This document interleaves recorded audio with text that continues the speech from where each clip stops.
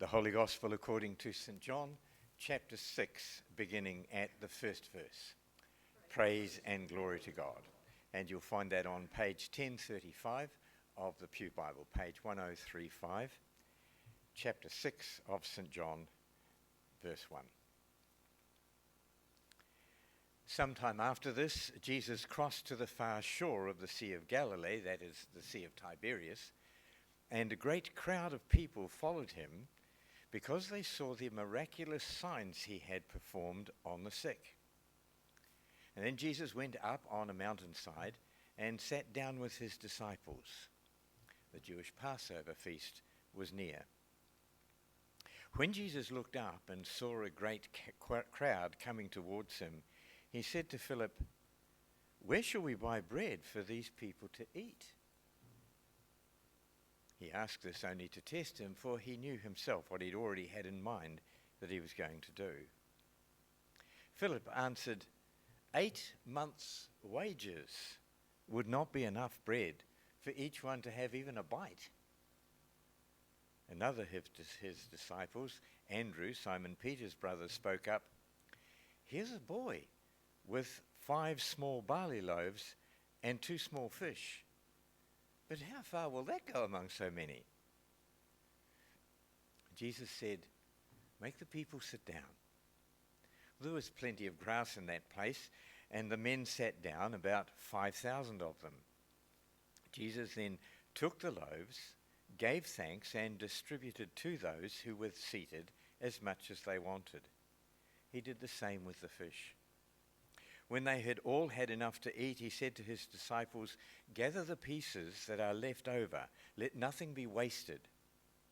So they gathered them and filled 12 baskets with the pieces of the 5 barley loaves left over by those who had eaten.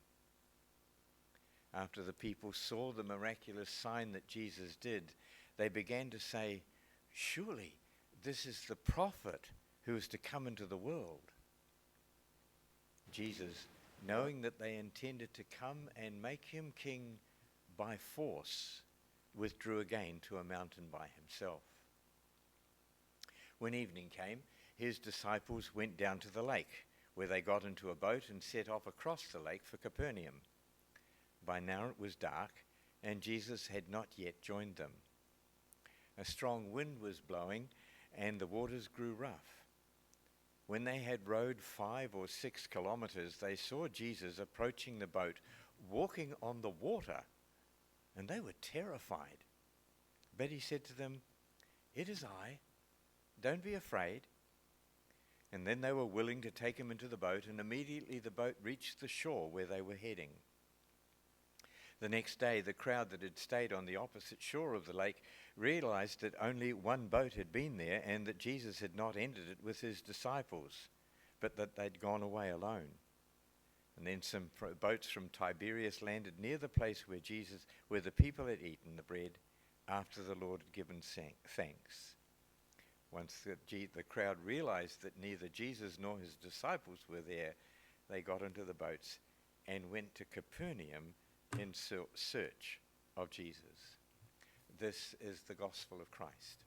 Praise to Christ the Word. Gracious Father, as we open your word to meditate on it this day, we ask that you grant to speaker and hearer alike the presence of your Spirit, that hearing we may understand, and understanding obey to the glory of your name.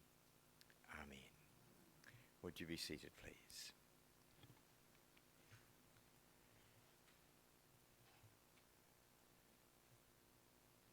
In front of me was a group of teenagers who were not exactly hostile, but they were certainly not particularly interested in what I was going to say. They weren't hostile so much as bored, or at least prepared to be bored, and possibly to have fun with this new and probably inexperienced teacher that had come to them this day. I had 4 classes like that ahead of me for that day. I'd been invited to fill in for the chaplain at King's College for a period of time. Well, I asked them to read the gospel story that we had read this morning. And then I asked them, what was the first thing that came to mind as you read that? Now, this was Form 4 to, I know it was 6, it could have been Form 7 as well, if you'll forgive the old way of describing those classes. But every class, without exception, said, "How did he do that, sir?" You'll notice that they had not questioned the truth of the story. That would probably come later. But what they did want to know was, how did he do that? And in doing so, betrayed that they were really genuinely a part of the culture in which we live. And later on I'll tell you that actually the one thing that the Bible is not particularly interested in is how God did things. He's interested in who did it and what was his purpose for doing so. Now, this miracle is apart from the resurrection, the only one that's recorded in all 4 Gospels. So that says something of the centrality of this story in the minds of the early members of the church. With 5,000 people present, and it's 5,000 men, I hope you noticed that in the reading, not 5,000 people, so there's women and children to add on after that. You can imagine that there are plenty of people around who would tell and retell the story of this miracle. And folks, this sort of miracle has happened again and again throughout the life of the church. Not necessarily the feeding of the 5,000, or there's one story I could tell you of that. But I want to tell you a couple of other stories of when things like this have happened. There was a Catholic community in, I think, South America. And they will tell you of a time when they were called of God to go and provide a Christmas dinner with presents for people who made their living from searching in the local city rubbish dump. They searched for things that they could gather together and sell, and sometimes they would find things that they could eat. The team expected when they went there to have about 50 people. And when they arrived, they had approximately 100. Now, my numbers may not be right. It's a while since I've watched this, and it's a VHS tape, and it won't go on any of our machines at the moment. But the proportions are right. They started expecting this number, they ended up with that number. Well, they began to distribute the food and the gifts, and nothing ran out. The more that they fed, the more was available. And what really stunned me, the more toys that were given, the more toys that were available. Quite stunning. And that videotape is actually a report from that Catholic community to the Pope in Rome, telling him of the way they had been obeying what the Pope had said, and here was the result that happened from it. It's quite a stunning story to have. But there's a second one, and this time it's Malaysia, and a revival that took place there, and amongst people who were so poor that they could not afford wine for communion. And it was not at all uncommon, as they prepared for the service, for a bottle of water to be filled, or a container of water, which was then carried to the church. And when they got there, it was no longer water, it was wine. And they used that to celebrate with. Again, quite stunning stories, but told by people who have no reason to make things up and every reason to share what God was doing in their midst. Now, many other stories can be told of miracles of this time, of this kind, and others happening in the world of our day, at various times and in various places. In fact, so much so was this the case that when I was doing a series of studies with people, usually in preparation for baptism, I was able to say with absolute truth, I have either experienced these things myself, or else I have had trustworthy accounts of all miracles, with the exception of one kind, happen that I could know of and know were true. The one that I couldn't say I'd heard of was the one of Jesus walking on the water, but also the storm that he settled. And that got fixed up for me by sharing that with Ian some few years ago. And he said, "Oh, but that happened to me." And he told the story of a church that was setting up an event to happen, and the weather was going to be absolutely appalling, and they prayed, and the weather system went round them, around the outside. And I might add, a parishioner shared with me after the 8 o'clock service how he had at his daughter's wedding, it was being held outside, and he said, and it was bucketing down, and I prayed, "Lord, could you please help us with this?" And the rain went away around them. So, folks, the stories could be told, and doubtless in amongst us, there are stories like that that could be told. Yet, despite all this, people still doubt that miracles are even possible, let alone that they could happen. Why is that so? Well, I began to tell you before, I think it was the last time I preached, that in the 16 to 1700s and from then on through, there was a change in the way that we begin our thinking. Some of the basic ideas from which we start would shape everything from then on out. It's like foundation stones. And I've called this sermon 4 Words Which Changed the World. And those 4 words won't have any meaning for a few moments, so hopefully you'll know what they mean by the end of it. Those 4 words are in a closed system. I want to show you why. I want you to imagine that this box contains everything that is, the whole cosmos, everything, stars, moons, planets, galaxies, everything. Now, it's a pretty small cosmos, but it's in there. As one parishioner said to me after the 8 o'clock service, "So you got the whole universe in a box?" Yes, I have. I want you to imagine that is it. That is everything that we would say has been created. What the new method of thought said was, there is absolutely nothing outside of that.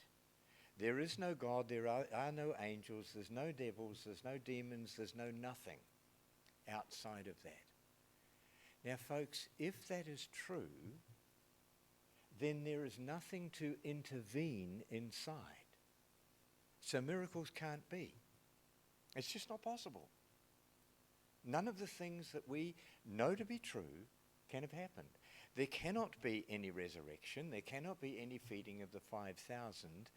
Jesus cannot be the incarnate Son of God. It's not possible because there's nothing outside of that to enter in. So the universe becomes, or the whole created order becomes a closed system, and nothing can penetrate to go inside, which is why people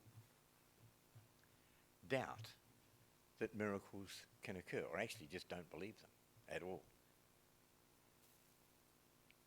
What this means for many in the world is, therefore, there's no possibility of a breaking in of God in that way. Now, please, I want to say this, and if you remember nothing else out of what I say today, remember this bit. The fact that this is a uniformity of causes, it's cause and effect, but it's in a closed system, so nothing else can come in from outside and intervene. That is not a scientific statement. Can I say that again? That is not a scientific statement. It's a philosophical one. It is a religious one. Science cannot prove or disprove that. It's not possible to. It is what is called a worldview, a way of looking at the world. And if you were to all put on, oh no, let me just imagine, one half of the congregation, this side, put on red glasses, and over this side of the congregation, I gave you a set of green glasses to put on, and then I asked you, what colour is behind the cross at the moment? This side would say one colour because it would be green and they'd say that's what it is. This colour over here would be quite different and would distort that colour. The way you look at the world makes a difference to what you will see within the world. And folks, please don't hear me knocking science with this. How much we owe to science, and Rob, I have your book on electricity, which he loaned me, and is fascinating reading. Tells you how we get to where we are, the fact that this thing here works, all of the stuff around us that's going on. Incredible. So I'm not knocking science. I'm just simply saying science has limits. And the way that you look at the world will shape what you see of the world. Many of you will know of the great physicist Stephen Hawking, who was in a wheelchair. Do you remember him? And he could not speak because of the disease that he had, and had to have an electronic means of doing so. He could type something which would be turned into words. I listened to a book of his. I didn't read it. I listened to it on tape. It was taped. It's called A Brief History of Time. It's apparently a fairly well-known one. I will not say I understood everything. Please believe me. But I was stunned to hear at one point that he had written that he was a logical positivist and therefore drew certain conclusions. Logical positivism, folks, is a philosophic system, not science. The philosophic system he was listening to was shaping the way he saw things and concluded, and the conclusions that he was drawing. That's the sort of thing that I'm wanting to get to you. The reason that people doubt is so often the worldviews that they have, rather than the evidence-based material stuff that is made available to them. It's really important that we know this. There's a horrifying statistic around that says something like 40% of youngsters from the church who go, that's church capital C, all the Christians everywhere, that go to university lose their faith. What I'm wanting to do with you this morning is to give you the reason why that is so. Because this idea of the universe being a closed system of cause and effect is there built into our universities and elsewhere. And it's just that our youngsters need to know that they will be challenged in their thinking. And I'm sharing that with you so that you can share it. When a youngster comes and talks to you like that, you can say, yeah, I understand that. You won't understand it fully, neither will I. But there are good answers to that if you'd like me to find out for you and help them to grapple their way through the university in that way. It's no sense in us just knocking things. We need to have responses that are appropriate. Just let me use two examples of how worldviews shape things. If we were to do a nativity scene here in this church, we would have the manger and the place where it was put, and there would be Mary, and there would be Joseph, and there would be the baby Jesus, and there'd be some animals around. That's right. Of course it is. That's what happened. Is it? Well, yes, that's what the Bible says, and that's what it looks like. I read somewhere recently, I think it was in Somalia, or some Somalians did a nativity scene. In their nativity scene, there was Mary, there was Joseph, and there was the baby, and then there was a whole bunch of women, as well as the animals. What were they doing there? Folks, in their culture, with their view of what family is, if there is a pregnant woman going on a journey, she would never be sent alone with her husband. The women who would look after her would go with her. So of course they would be at the birth of Jesus. And they would show it, and did, in their nativity scene. You see, the way we view things changes the way that we will conclude from it. Well, all of that is what was in the background thinking of those youngsters in the classes that I was teaching. Did it happen? Did the feeding of the 5,000 happen? Yes, it did. If you believe that the gospel writers were reliable witnesses of that event. And there's plenty of evidence for the truth of that sort of thing happening, as I've laid before you.